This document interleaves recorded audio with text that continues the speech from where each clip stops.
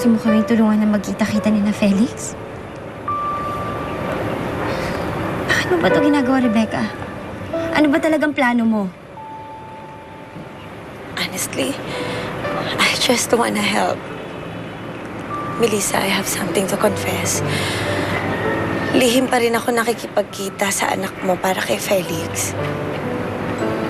Nakita ko kasi ang sobrang pananabik ng bata sa daddy niya. Kaya sana wag mong ipagdamot na mayakap ng bata ang daddy niya.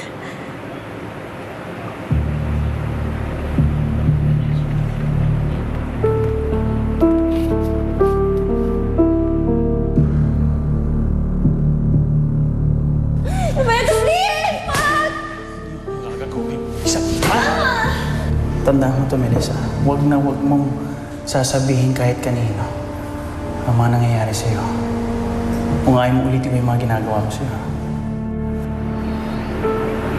Tahimik na kami mag-ina, Rebecca. Huwag mo na kaming guluhin pa. Melissa, makinig ka. Hindi para sa akin tong ginagawa ko. Wala naman ako mapapala dito eh. Naawa ako sa anak mo. At pati na rin sa'yo. Hindi pa rin ba nagbabago ang isip mo na nagkamali ka ng desisyon na pakasalan si Roberto? Huwag ka na makialam pa, Rebecca, please. Melissa, kung magbabago ang isip mo,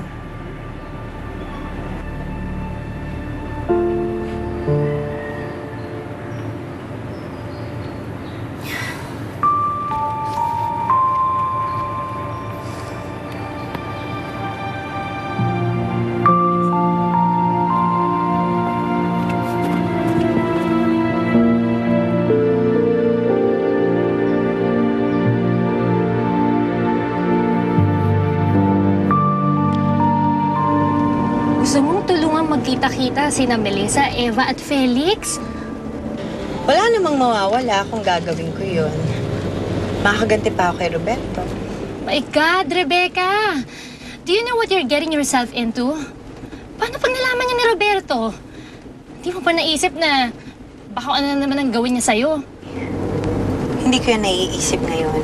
Noong una, gusto ko makaganti kay Melissa. Ngayon, gusto ko na silang tulungan dahil alam ko magiging miserable ang buhay nila kay Roberto.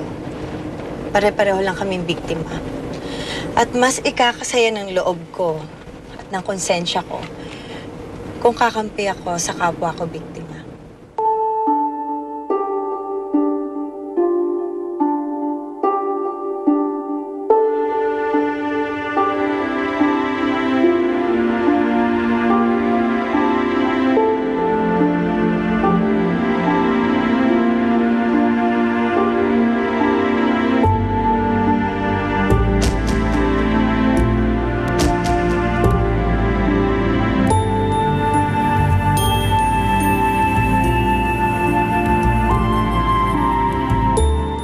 Hindi ako nagpunta dito para guluhin ka.